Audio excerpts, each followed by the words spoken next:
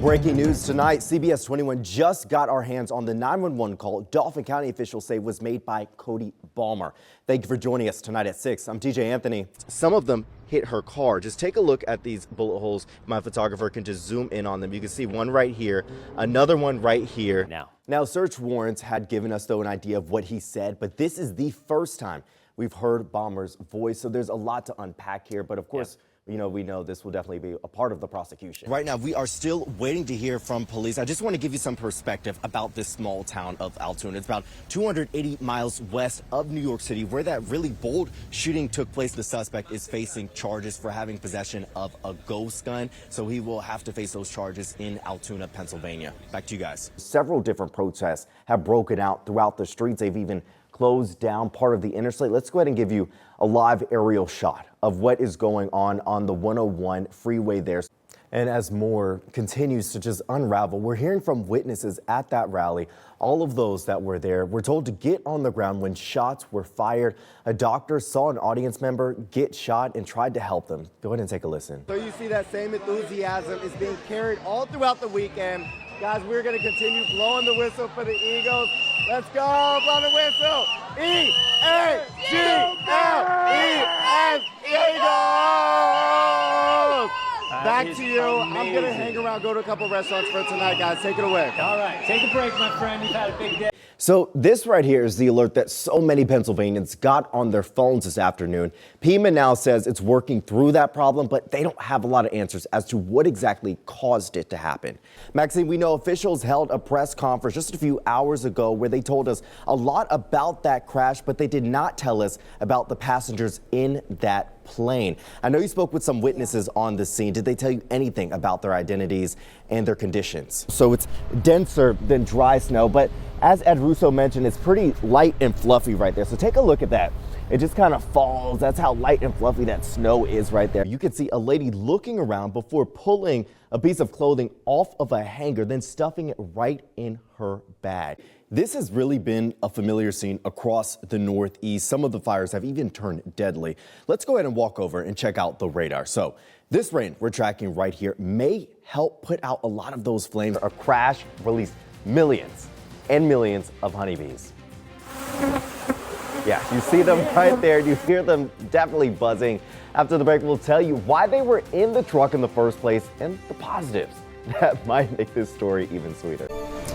There really are so many drifting marks all over this parking lot, like this one right here, that really show you what happened leading up to Aiden Muro's car flipping, eventually giving him head trauma, but really, honestly, traumatizing his loved one, family, and friends who just hope that he makes it out of the hospital.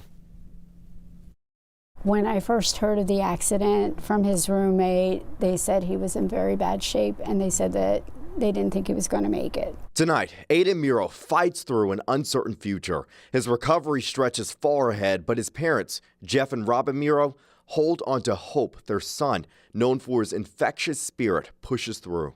They will not tell us that he's totally out of the woods yet, so that keeps us a little bit on edge. But we see improvement. The 22-year-old Central Pennsylvania native from Edders now spending over 2 weeks in the neuro ICU at Hershey Medical Center. Aiden's parents say their son was drifting cars in Goldsboro with friends until that fun spun out of control on the 13th. They were trying to slide the vehicle, and when it got traction, it just went over. Started in the car, ended up ejected out the window, didn't have a seatbelt on. His car flipping on its hood, medics airlifting Aiden to the hospital in minutes. His C7 on the one side, there's a fracture, as well as a lot of head trauma injury. They ended up having to do another surgery to remove the right side of the skull, to relieve pressure. And hopefully this week they will be replacing that skull back in there. Aiden, originally in a coma for about a week and on life support. Now, he's smiling.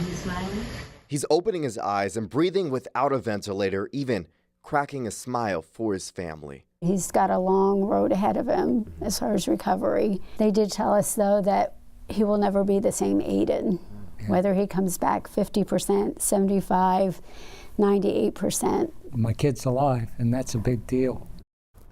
It hurts to just know that a police officer that's supposed to protect and serve is walking the streets, literally policing again after taking a young man's life. Newly released police dashcam video obtained exclusively by CBS 21 shows the moments Harrisburg police officer Brendan Kovac's police cruiser drove the wrong way on a one-way street, striking a car.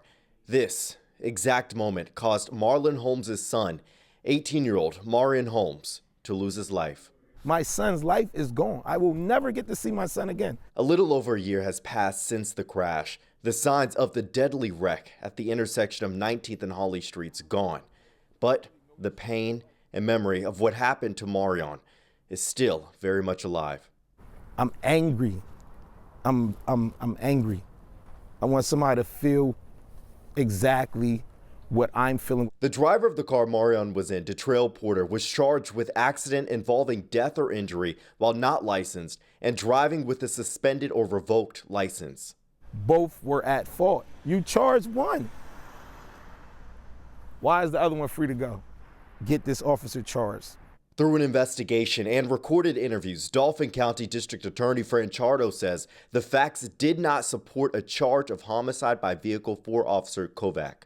Chardo adds Porter didn't stop at the stop sign. He says an emergency vehicle can't exceed max speed limits and disregard regulation governing direction of movement when responding to an urgent call. Why would you be plowing through this intersection knowing at 2 minutes prior to you crashing into my son, your fellow officer says suspect apprehended?